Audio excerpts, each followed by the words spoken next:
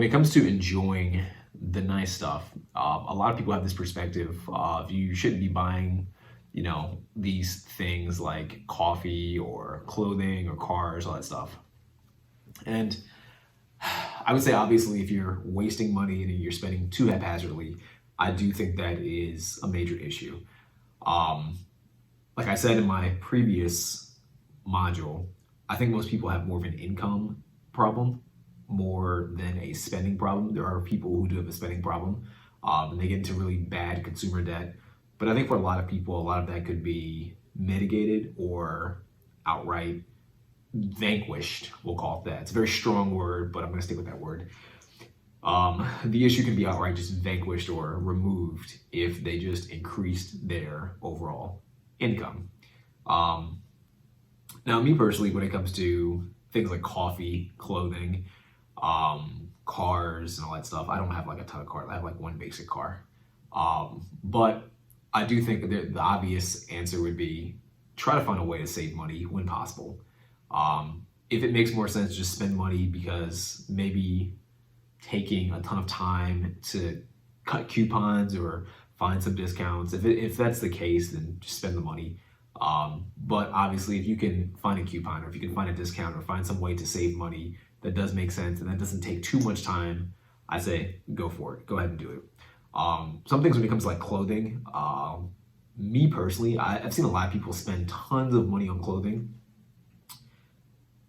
I tend to find that a lot of clothing, for the most part, is more or less the same. If you go to example, for say Coach, the quality of their clothing isn't that much higher than just basic clothing you can find at some other store.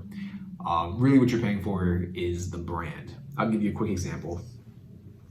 This jacket, actually not this jacket, but another jacket that's very similar to this one, I got from Target, and it was like $30. To me, it's very good quality. It's very nice. The only difference is that it's Target and it doesn't have a very strong clothing brand tied to it. So the perceived value might be lower, which is why it's so much cheaper. I was looking for a leather jacket a week or so ago, and I didn't really care about the price as much. I just wanted a certain type of leather jacket because I like wearing leather jackets, and I had one in mine. Is all destroyed somehow. I actually don't know how it got destroyed, but I went to put it on one day and it was all destroyed. So I went to buy a new one. Met this guy at a bar and he was like, oh yeah, go to Zara. Zara has good leather jackets, and he had a nice leather jacket. So went to Zara. My budget, honestly, like I knew a good leather jacket would be somewhat costly. So my budget was like $200. I was like, most of I'm spending is $200, even though I didn't want to spend that much. I go to Zara, and it's funny because the jacket that I owned, that I bought from Target, they had at Zara. I bought it from Target, like I said, for like $30. It was at Zara for like $150. Exact same jacket. I couldn't tell you what the difference is besides the label saying Zara. That's it. Saw a few other leather jackets that I've seen in other stores, and they were all like $150. I didn't like any of them. And I've seen those same leather jackets at just different stores for a lot less money. For anyone who knows me, I'm not going to pull them up right now. For anyone who knows me, I always wear Chelsea boots. I love Chelsea boots because I'm lazy. I don't have to tie them up. I think they have a good balance of stylish and just comfort and ease. I don't like taking time to tie laces up. I'm really lazy when it comes to clothing and shoes. I bought Chelsea boots. One pair I bought online for like $50 or $60. Another pair I bought at like Target for like $25-ish, $30. If you're not getting the pattern, I love shopping at Target for clothing. I saw the exact same Chelsea boots at Zara and like some other stores like Guess and stuff like that, and like Nordstrom. All different prices. Zara was like 100 and something. I think Guess was like 100, something like that, close to 100. And then Nordstrom was like $300 for the same pair of shoes. They're all the same pair of shoes. There's very little difference to them at all, besides the brand.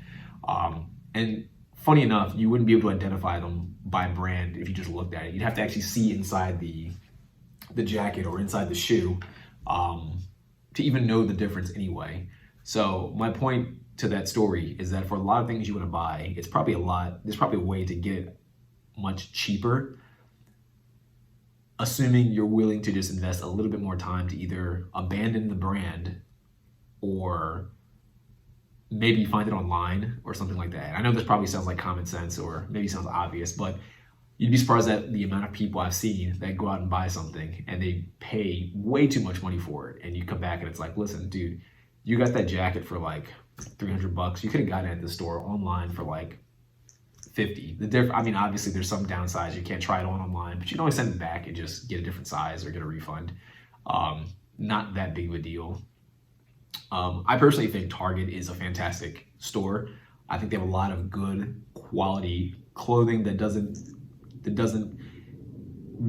really, what's a good word for it? A lot of clothing you put someone in like the laundromat or you put it in the washing machine and it kind of degenerates over time quickly, some more than others. I have never had that issue with Target stuff. Everything I've bought from Target's always lasted for a very long time. I bought a pair of jeans from Target a few years ago and it lasted for literally like 5 years. And that was me washing it probably a lot more than I should have and really not treating it as nice as I could have. And it lasted for a while. I think the only reason why it ripped is because I gained weight and the pant leg ripped because I was working out more and it stretched and ripped, which has nothing to do with the care I put into it for the most part. It really has more to do with it just didn't fit me anymore, which is why it ripped. But yeah, things like that, I would say try to find a way to save money on that, but don't make it into too much of an issue. The kind of people that say, you know, don't buy coffees, don't do all that stuff, I think that's a bit absurd. Like I said earlier, I've never heard of anyone that went bankrupt because they bought too many coffees. I've never heard of anyone that, you know, went broke because they were just buying too much stuff too frequently. Like, obviously it happens, but I think there's a balance. Most people, I think really what it comes down to, I would say the thing that really eats a lot of money up for people is eating out. I would say that's a big thing. Consumer spending, obviously, of course, but eating out is a big one just because you can go out to a restaurant, spend like $20, $30, $40, $50 and get the exact same meal for like $5, $7 if you just cook it yourself. So that's a little bit different. But I think obviously use common sense. There's a balance. Don't break the bank on dumb stuff that you could buy elsewhere for a cheaper price. Yeah, that's really all I have to say about that. I think there's just common sense that goes into buying consumer items. I'm not saying steer away from them. I'm not saying never buy them. My thing is mainly buy them with caution, buy them in a balanced manner, be responsible, and try to save money when possible.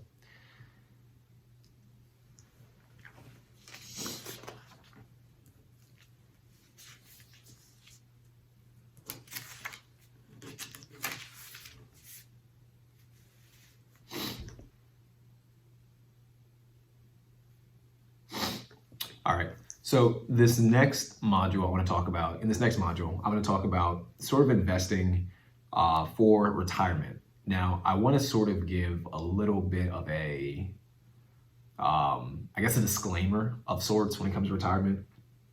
I think everyone's different when it comes to retirement. Me personally, I do not have any intention of retiring. So my overall strategies when it comes to saving money is a bit different than I think most people would be. A lot of people want to have sort of a family and sort of have a day where they can not work or work very little and retire. That's not a goal of mine at all. So I think it's good to keep that in mind. I know for a few years, I was sort of investing and saving like the kind of person that wanted to stop working at like the age of 50 or 60. And then it dawned on me after a few years, I was like, that doesn't make any sense. Why would I do that? Because my objective is not to stop working. And I know somebody might say, oh, well, maybe you don't know, maybe in the future you'll want to stop working. I at this point, I highly doubt it. I highly doubt there'll be a day where I don't want to work. I just don't think I'm wired that way. I feel like no matter what, I'll always find something I want to do. Because I just feel like I need stimulation that way. So keep that in mind when I give you this sort of idea, this sort of concept. Keep an open mind. It might not apply directly to you depending on what your long-term financial goals might be. But I do think in general, for most people, it is a good idea to save and invest for retirement. For a lot of people, to my understanding, a lot of people do not enjoy the work that they do. A lot of people don't particularly like their jobs, or at least they don't like it that much to the point where they want to do it forever. There usually is a finish line or sort of an end game that a lot of people have in mind when it comes to working and retirement and all that stuff. So with that being said, my personal belief is that I think when it comes to retirement, everyone should take retirement into their own hands.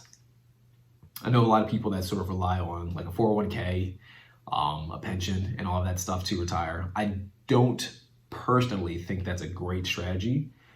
I think it's just best to kind of have your own retirement account set aside. Of course, if you're in a job where they give you a 401k and maybe they give you a match, get the match, use your 401k, but I would never rely solely on the 401k when I retire. I just don't think it's a good strategy, and I'll leave it at that. Me personally, I would say if you're trying to retire, if you're trying to invest for your future, I would suggest getting a Roth IRA. And I've mentioned this earlier, but I still think it's worth repeating. Get a Roth IRA, put money into it at your own pace. I would try to maximize it as much as possible. Automate it. I've said that already, but automate it. Let money go into there automatically so you don't have to think about it, so you don't have to really sit there and calculate how much you're putting in. And to ensure that you actually are putting in money consistently over time. I think that's a great strategy. And let that compound over time. Don't look at it until you reach retirement age, or maybe until if you want to use it to buy a house, use that money in there to buy a house. There are tax benefits to that, but otherwise I wouldn't think about it too much. I would get the Roth IRA, put money in there, and let it do its own thing. And again, I'm not a financial advisor, I'm not a financial guru. This is just my personal suggestion.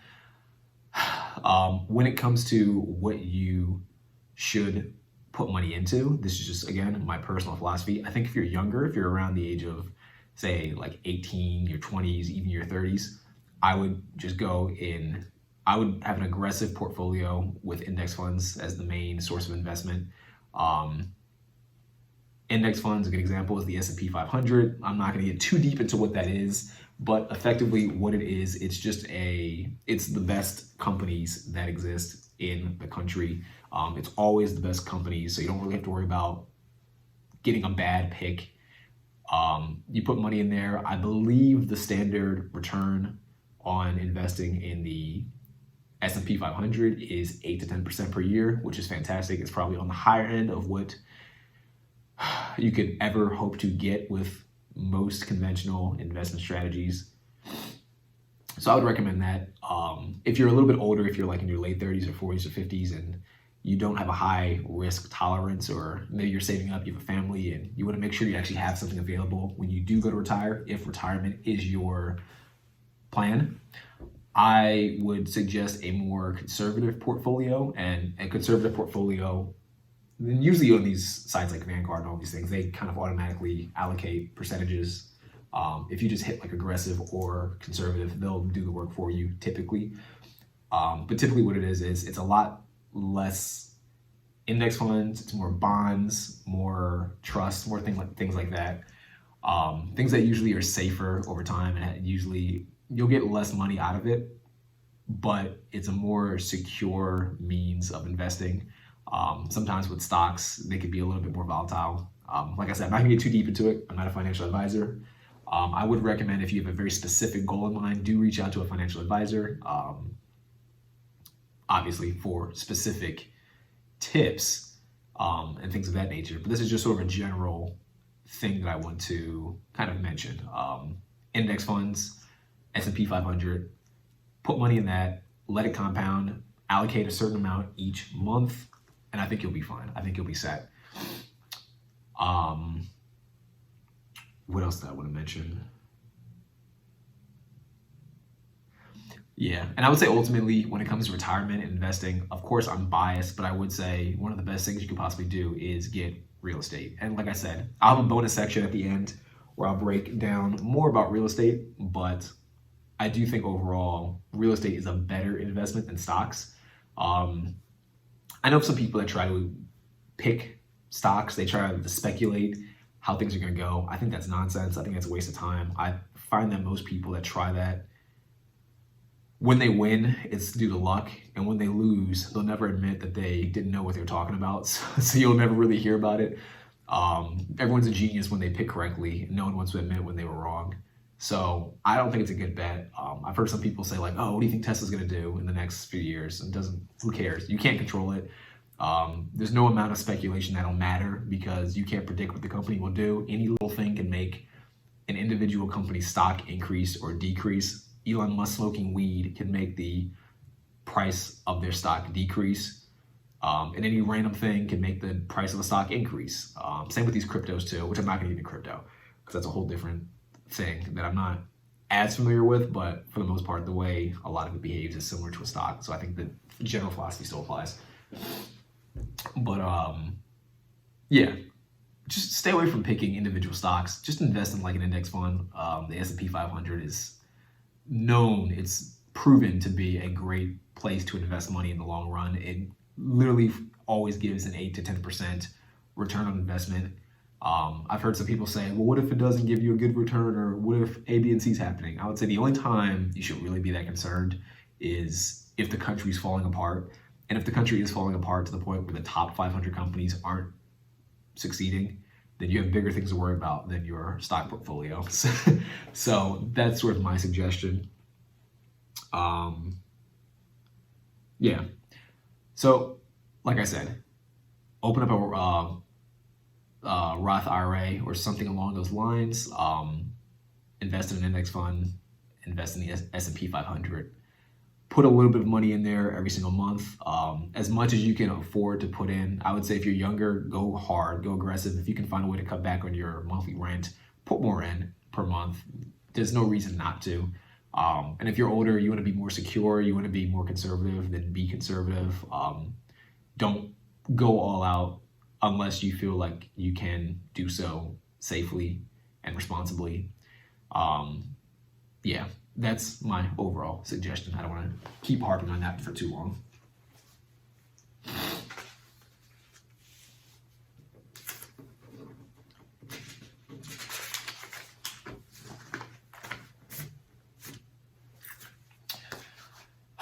All right. So in this section, I'm going to talk about two words that I think are extremely important to understand. They're extremely important to keep in mind. And I think there are two words that a lot of people don't truly understand. They don't really hear about this. I've never personally been taught this in school. And those two words are liabilities and assets. So what exactly are liabilities and assets? Liabilities are basically what most people spend their money on. They're consumer goods. They're not exactly things that make you money. They're things that cost you money. And I do want to point out that I think it is possible for some things that are typically considered a liability to be an asset. And I think the opposite is also true. Some things that are usually considered an asset can be a liability. Quick example of this to kind of sort of help you understand what a liability is. Cars. Cars tend to be liabilities because when you pay for them, they don't usually make you money back. If you sell your car, you'll typically lose money because it depreciates once you start driving it. Typically, cars don't make you money for you owning them. They usually cost money in the form of maintenance, wear and tear, gas, oil, all that stuff. So typically, your car is a liability. However, I have known of people who will buy cars. They know how to fix them up. They fix them up really quick and at a very good price, and they flip them and they make money. So in that case, it's somewhat of an asset. It's not really a long-term asset, but it's not so much a liability as it would be for the average person who's just driving it around. And then there's some people who they can kind of treat their vehicle like an asset. They might lease the car instead of buying the car, and they write off the car payments, the lease payments. Maybe they have a business and they can use the car for business. Maybe they can use it for marketing purposes, and they write all that stuff off. So to some extent, that would be, I would consider that more of an asset than a liability, because the vehicle can make you more money that way if used properly. But the important thing to keep in mind is that a liability is something that just costs you money and doesn't put money in your pocket or doesn't add value to your overall financial well-being.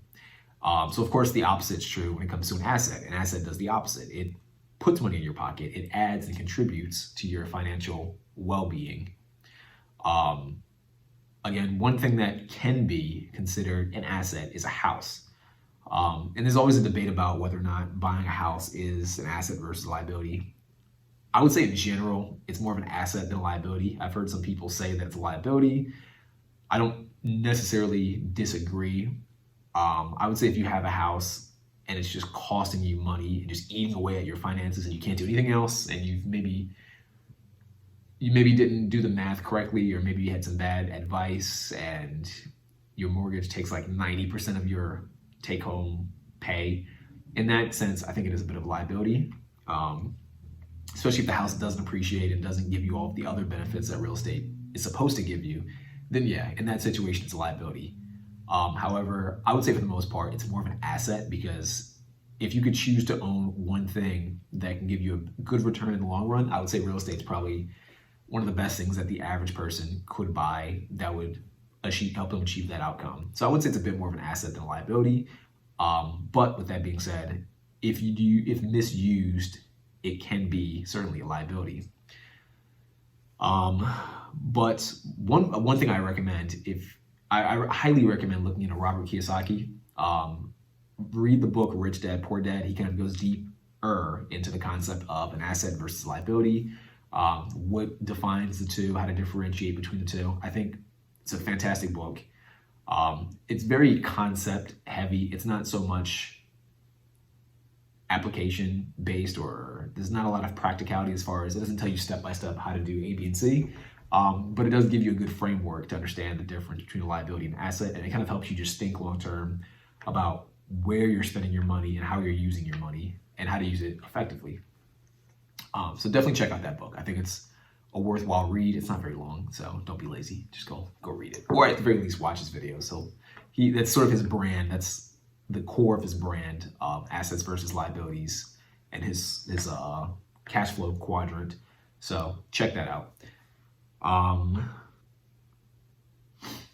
All right, so this is sort of the bonus section. If you've watched the rest of the course, you can skip this section if you choose to, but I think you'll get some good information out of this.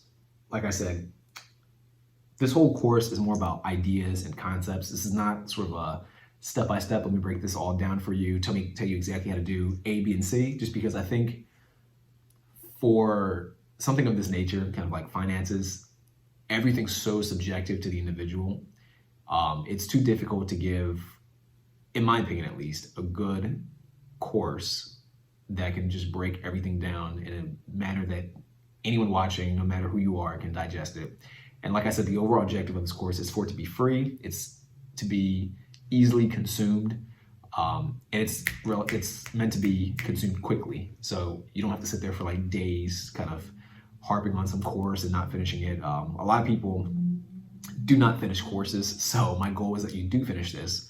But this is sort of the bonus section. And in this section, I'm going to talk a little bit more about real estate in the long run and why I think you should absolutely buy real estate.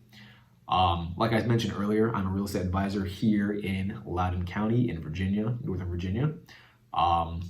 I am extremely biased when it comes to purchasing real estate, just because I think that real estate, one, it gives you a better return on your investment. I mentioned earlier that if you buy stocks, if you put it in an index fund, you can get an 8 to 10% return on average. Depending on exactly how you invest in real estate, you can have a much better return. So for one, the return on investment is just better. Two, you don't have to use your own money per se to buy real estate. To some extent, you do need to save some money on the front end. I've heard of some people say you can do no money down and no cash out of pocket. I think that's a bit misleading. I think to some extent you can theoretically find good deals with very little money down, or you know, basically no money out of pocket, but I think it's so difficult to do that. And really, you're still going to spend some money somewhere, somehow, anyway, typically, at least as far as I know. Maybe there's some ways I just don't know. But I haven't really seen any places where you can use no money and still buy real estate. There's usually some money you have to front in some way, shape, or form. However, you can have access to much more money on the back end than with stocks. You want to buy, say, $1,000 of stocks, the bank's not going to loan you money to buy $1,000 of stocks.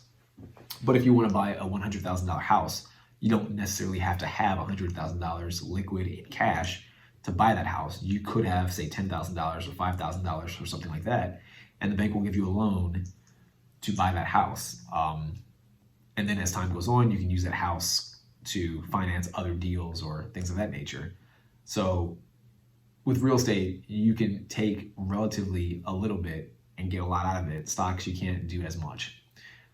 So that's another reason why you should buy real estate. I mentioned this earlier. There's different tax benefits.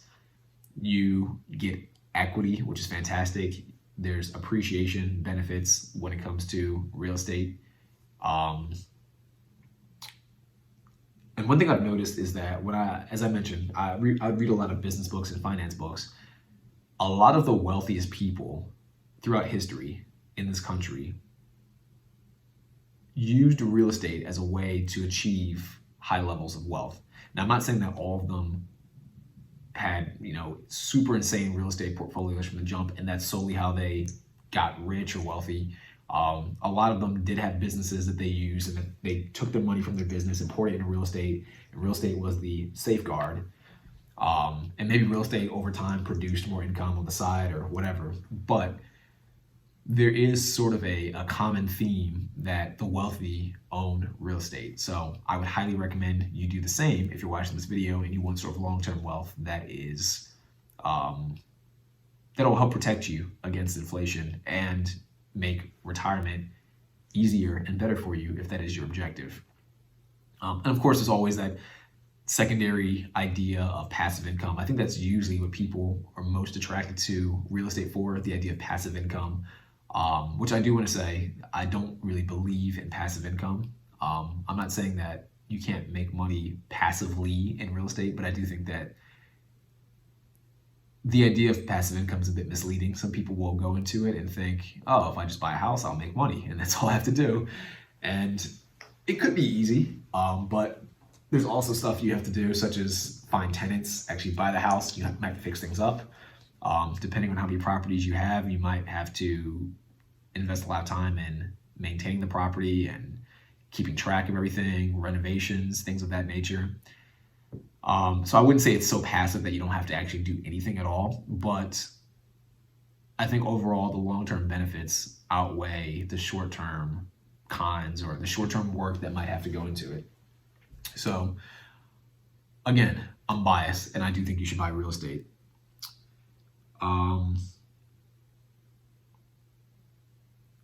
Now, I do want to break down sort of a basic method that I think will help you use real estate to create that long-term wealth. Like I said, I'm not going to get super, super deep into the minute details. If you want to know more, if you want to know the specifics, reach out to me, contact me, and I can walk through everything step by step with you in person or by Zoom call or whatever, by email, whichever you prefer. Because it's going to be different for everyone's individual circumstances. So there's no way I can give a one-size-fits-all method in this short video. However, the overall gist of it is 1, save money. 2, buy a house. 3, make sure the house cash flows when you buy it. And when I say cash flows when you buy it, I think it's a good strategy to buy a house and make sure that when you have it, you can put a tenant in it on day one and make money from it.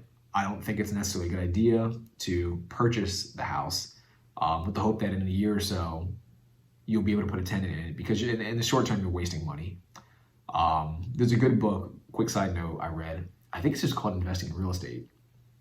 I want to say that's the name of it, by Grant Cardone. And he kind of walks through how he bought his first property and the ups and downs, the pros and cons of buying real estate, and some of his recommendations. And I believe he said his first house, it did not cash flow on day one because he was so concerned about just buying a house and kind of getting his feet wet. It did not cash flow in day one. He spent a lot of money on it. He spent a lot of money on the landscaping, fixing things up. It wasn't in a great area, so it was hard to get tenants in there. So he ended up losing a lot of money. And I believe he said that by the time he sold his house, he did the calculation of how much he put into it versus how much he got out, and he broke even. He didn't make any money off of it. Or I think he made, like, if he did make some money, it's very, very small amount of money. So it is important to make sure that the house cash flows on day one. And there's a lot of calculations you have to do to make sure it does cash flow. Reach out to me and I'll walk you through that and how you can make sure that the property is a good deal. But make sure it cash flows on day one.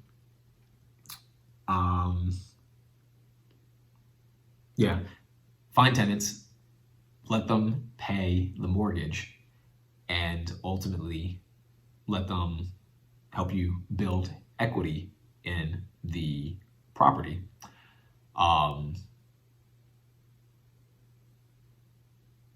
So that way, in the long run, you'll be able to use that equity to your advantage and make money from it if you choose to sell or if you choose to take out, it's called a home equity line of credit or cash out refinance, something like that.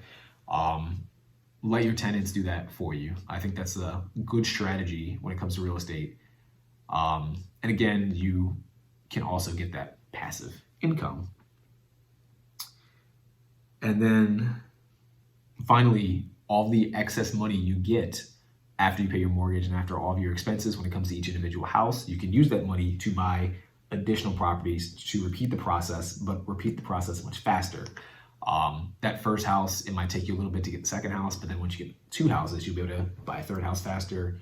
Once you have 3, you can repeat the process for the 4th, et cetera, et cetera, et cetera. And then it becomes a money printing machine. You know, not literally, I don't want to exaggerate too much, but I think that's a good strategy in the long term. And I think it's one of those things that, I'm not saying it's super easy to do. Conceptually, it's relatively simple. But for whatever reason, it's one of those things that we're not really taught in school. No one really goes over this. I remember when I was in school, no one taught anything about real estate at all. It was never a topic that came up, never a subject. No one, the words real estate, I don't think I even heard about all through school until I read about it, I think. I had to read about it on my own. And that's the first time I heard about it. And I was like, what is this real estate thing? But that is sort of just the general methodology. Save money, buy a house, make sure the house cash flows on day one, put tenants in the house, use the money from the tenants after they pay off your mortgage and you pay off all of the expenses of the house to reinvest that into more houses and then repeat the process. So yeah, that's really it. That's the course. Hopefully you enjoyed the content. Like I said, it's meant to be fast, it's meant to be easily digestible. And if you have any questions at all, feel free to email me, feel free to DM me on Instagram at Leviticus Rich. And I'll leave my email as well. And yeah, there's plenty for you to work with here. Let me know what you thought about the course. Leave a rating. And share your feedback. Hope to see you in future content and videos. Peace out.